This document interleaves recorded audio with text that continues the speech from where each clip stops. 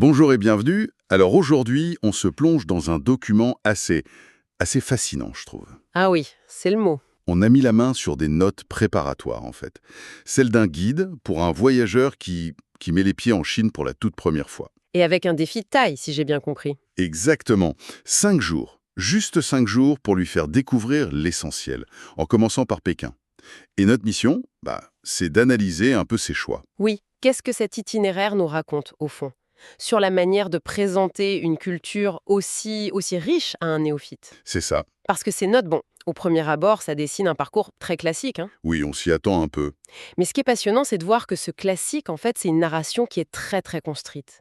Chaque étape est choisie pour un effet bien précis. D'accord. Le guide ne se contente pas de lister des lieux. En fait, il raconte une histoire de la Chine. Ce qu'on va essayer de décrypter ensemble, c'est un peu cette histoire cachée derrière l'itinéraire. J'aime beaucoup cette idée d'histoire cachée. Alors, allons-y.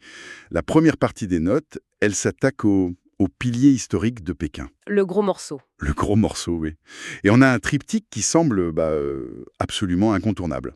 La Grande Muraille, la Cité interdite et le Musée du Palais. Le tiercé gagnant. C'est le tiercé gagnant de n'importe quel guide, quoi. Mais la vraie question que je me pose, c'est est-ce que l'ordre a une importance? Est-ce qu'on raconte la même chose si on commence par les trésors du musée plutôt que par l'immensité de la muraille? Ah, mais absolument pas.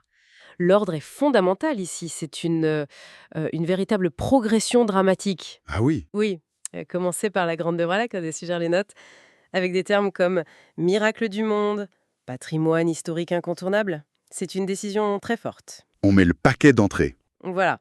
On ne commence pas par la ville, on commence par sa limite, par sa frontière la plus spectaculaire.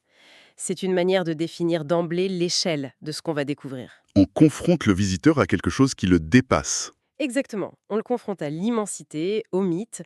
Avant même de comprendre l'Empire, on en touche physiquement la carapace. Une carapace, j'aime bien l'image.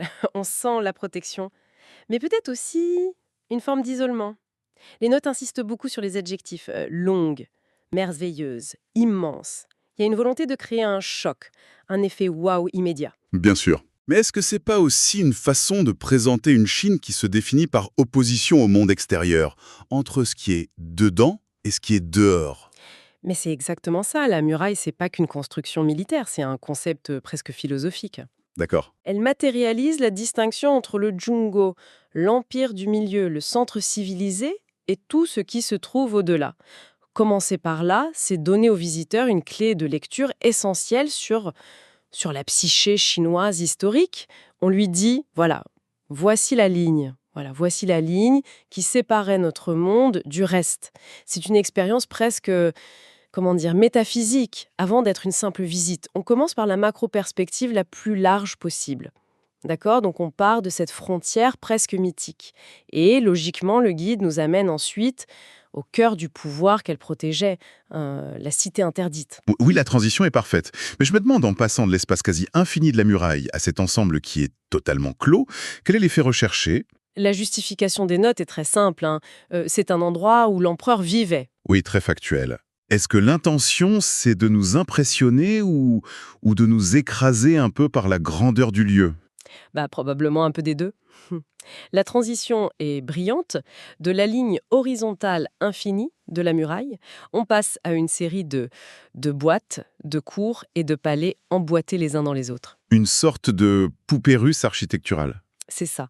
Et tout est organisé selon un axe vertical, symétrique, qui pointe vers le ciel. La cité interdite, c'est pas juste un lieu de résidence, c'est une représentation terrestre de l'ordre cosmique. Ah oui, carrément. Absolument. Chaque pavillon, chaque couleur, chaque orientation a une signification. Quand on y pénètre, on est censé ressentir l'ordre implacable de l'univers, avec l'empereur, le fils du ciel, en son centre. Le centre du centre. Le centre absolu. Le guide souligne l'architecture ancienne, et c'est le point clé. Cette architecture, elle n'est pas décorative, elle est un instrument de pouvoir.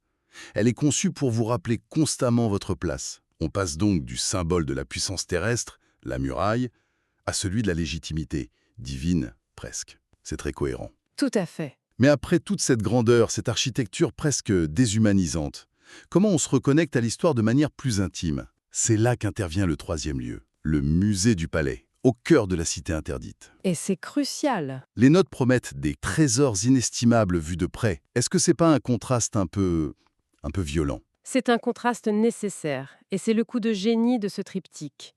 On a eu le contenant, maintenant on découvre le contenu. Ah, bien vu. Après avoir été impressionné, voire intimidé par la taille des cours, la hauteur des toits, le musée du Palais vous force à changer de focale. Vous passez de l'échelle cosmique à l'échelle humaine. On se rapproche. Voilà, on se penche sur une tasse en porcelaine d'une finesse incroyable. On admire le détail d'une broderie. Soudain, cet empire monumental, il acquiert une texture, un grain. Il devient plus réel en fait. Oui, on ne voit plus seulement le pouvoir, on voit le raffinement, l'art de vivre, le savoir-faire. L'idée de voir ces objets de près, elle est cruciale. L'histoire n'est plus un concept abstrait, elle devient une collection d'objets tangibles. Des objets qui ont été touchés, utilisés. Exactement, c'est là que l'Empire prend vie. Ok, je vois très bien le parcours psychologique.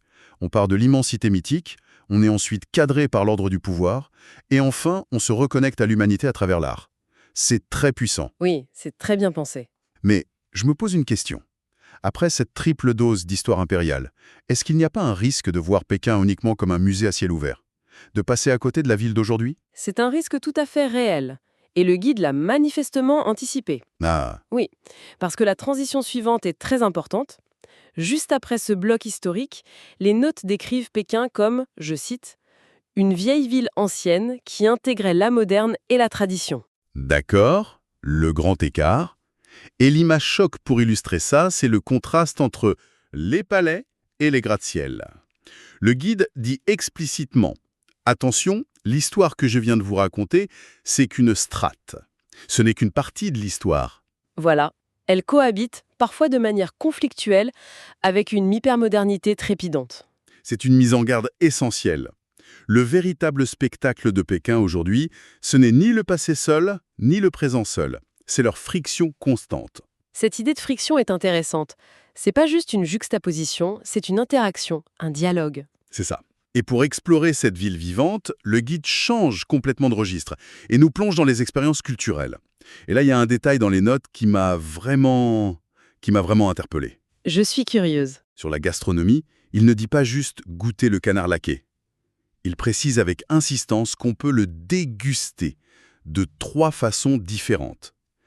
Qu'est-ce que ça cache? C'est quoi ce secret des 3 services? Ah, ça c'est un détail qui en dit long. Ce n'est pas du tout anecdotique, c'est une porte d'entrée sur toute une philosophie. Le canard laqué, ce n'est pas juste une recette, c'est un rituel. Un rituel? Oui, et les 3 façons en sont le cœur. La première, c'est souvent la peau, incroyablement croustillante, qu'on sert seule avec juste un peu de sucre. Juste la peau. Juste la peau. On se concentre sur une seule texture, un seul plaisir. La deuxième, c'est la plus connue, la chair avec un peu de peau, roulée dans une petite crêpe avec de la ciboule et une sauce. La fameuse crêpe, d'accord. Voilà, c'est l'harmonie des saveurs. Et la troisième façon, c'est souvent un bouillon très riche qui est préparé avec le reste de la carcasse. On utilise absolument tout. Ah, d'accord. Donc ce n'est pas juste une question de goût, c'est plus profond. Exactement.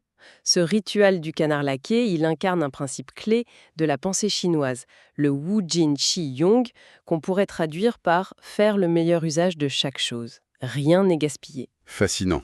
La peau pour le croquant, la chair pour la saveur, les os pour nourrir le bouillon. En un seul repas, le visiteur expérimente une leçon d'économie, de respect du produit et de recherche de l'équilibre. Donc le guide ne propose pas un plat. Non, il propose une expérience culturelle condensée dans une assiette. C'est bien plus malin qu'un simple conseil culinaire. C'est incroyable. Une simple ligne dans des notes qui ouvre sur tout un concept. Et pour aller plus loin dans cette immersion, le guide propose ensuite une sorte de liste d'intentions. Oui, c'est un peu plus vague. Assister à un festival, découvrir les traditions, rencontrer les habitants, s'intéresser à l'artisanat local. On dirait que c'est moins un programme qu'une suggestion d'état d'esprit. C'est précisément ça. Après avoir fourni un cadre historique très structuré et une expérience culturelle très concrète avec le canard, le guide, il ouvre le jeu. Il passe le relais aux voyageurs. D'accord. Cette liste, c'est pas une to-do list, c'est une to-be list. Il suggère une posture, une attitude. C'est joliment dit. Rencontrer les habitants, ça veut dire lever les yeux de votre guide, osez vous perdre, engager la conversation. Découvrir l'artisanat local, ça signifie aller au-delà des boutiques de souvenirs, chercher le petit atelier. En fait, il dit aux visiteurs, je vous ai donné les clés des grands monuments, maintenant c'est à vous de trouver les petites portes qui mènent au cœur de la ville. Voilà, il l'invite à devenir acteur de son voyage, et non plus simple spectateur. Les grands monuments, c'est une expérience partagée par des millions de touristes. Oui, bien sûr, mais les souvenirs les plus marquants, eux, naîtront de ces moments non planifiés. Une conversation, un plat découvert dans une ruelle, des personnes âgées qui font du tai chi dans un parc au lever du soleil. Cette liste, c'est une permission.